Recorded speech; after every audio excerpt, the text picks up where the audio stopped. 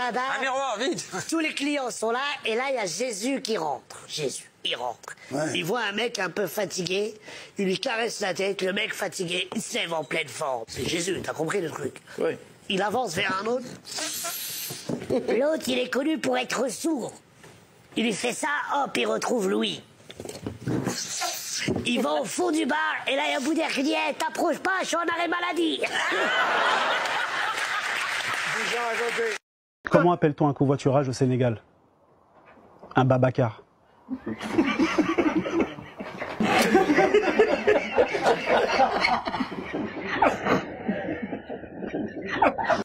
Un Renoir qui a de l'acné. Vas-y. Un crunch. Elle est pas mal. D'accord. Elle m'a fait Bah flipper. refais-la la blague. C'est quoi un Renoir qui a de l'acné? Je sais pas. Un crunch. Un crunch. Ou un Renoir en puberté, je sais pas, comme tu veux. Les mecs, ils travaillent dans la même boîte, sauf qu'il y en a un, c'est le PDG, et l'autre, c'est le mec qui fait le ménage. Ils se croisent dans le parking, chacun dans sa voiture. Il y en a un, il a une Clio pourrie, éclatée, qui sert à rien, et l'autre, il est dans une Porsche magnifique. Le mec, dans sa Clio, il ouvre sa vie, il fait, que ça fait, patron, vous avez le Bluetooth dans votre voiture? L'autre, il est con, celui-là. C'est une Porsche. Oui, j'ai le Bluetooth. Et moi aussi. Et il a le Bluetooth dans sa Clio, il éclate. Le mec, il hallucine. Et sinon, patron, vous avez la télé dans votre voiture?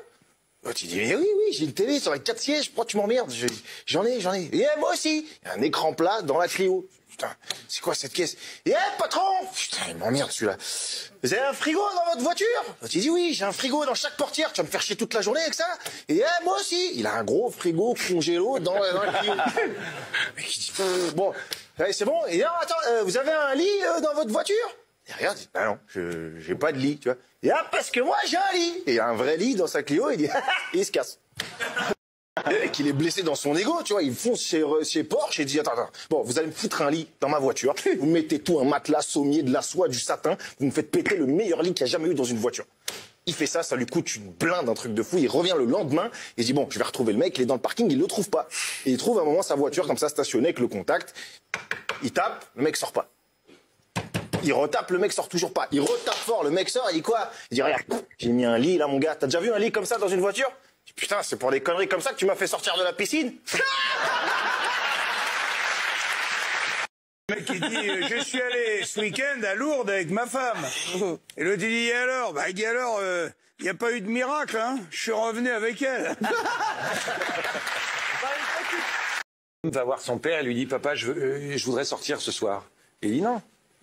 T'as 16 ans, bientôt 17, tu sors pas tout seul le soir. Il dit, papa, je t'en supplie, c'est samedi. Il y a une fête hyper importante, laisse-moi sortir. Il dit non. Il dit, s'il te plaît, laisse-moi sortir. Il dit, je vais te laisser sortir. Mais à 1h du matin, t'es là. Et si à 1h du matin, t'es pas là, tu vas avoir affaire sérieusement à moi. Il dit, papa, je te jure, à 1h, je suis là. Le père dit, ok. Il laisse sortir le gosse. À 1h du matin, le père attend et le gosse est toujours pas là. 2h, le gosse est toujours pas là. 3h, personne. Le père devient fou. Il tourne en rond, il dit, il va avoir sa gueule quand il va rentrer. 4h, 5h, 6h, à 7h, le moment entre. Il dit, on va avoir une explication très sévère, tous les deux. Il dit, papa, j'ai une bonne raison.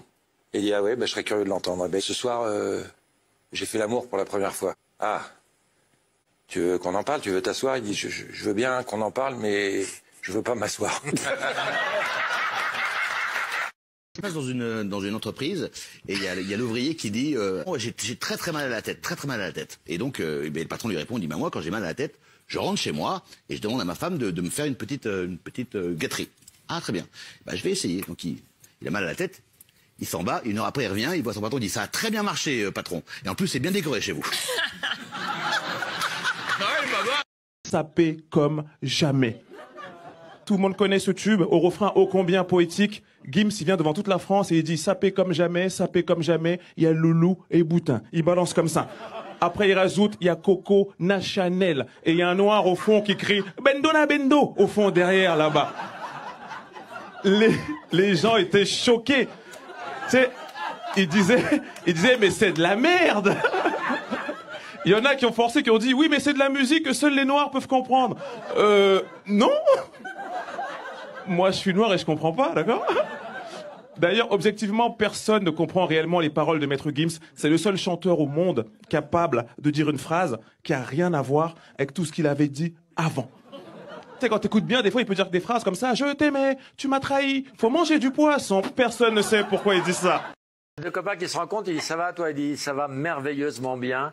Je suis allé, enfin j'ai réalisé un rêve, je me suis acheté un Saint-Bernard. Et depuis que j'ai ce chien chez moi, je suis le plus heureux des hommes. Je me réveille avec lui, je petit-déj avec lui, je vais courir avec lui, le soir je regarde la télé avec lui, les week-ends on se balade ensemble et c'est le bonheur. Il dit oui mais quand même c'est un chien énorme, lui dit son ami. Et imagine si un jour tu as une femme, lui fait une femme en appartement.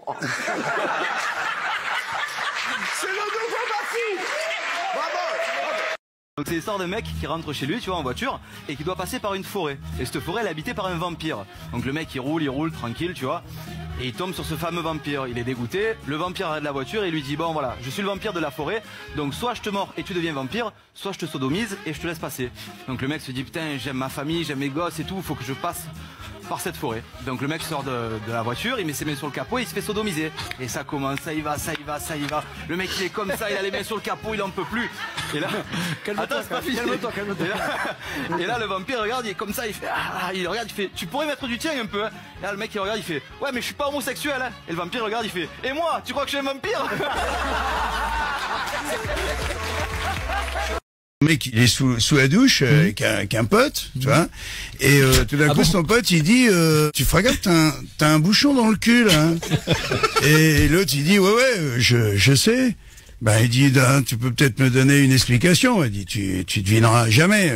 Il dit, hier, je m'embrouille avec ma femme, je décide de sortir fumer une clope tranquille dehors, je tombe sur un espèce de clochard, et il arrive, il dit, je suis le génie Léon. Fais un vœu, vas-y, fais un vœu. Il dit, moi, comme un con, j'ai dit, me fais pas chier. Donc elles sont à l'entrée devant la porte du paradis comme ça, et elles attendent et alors l'autre lui dit alors toi t'es morte comment quoi? Moi je suis morte gelée.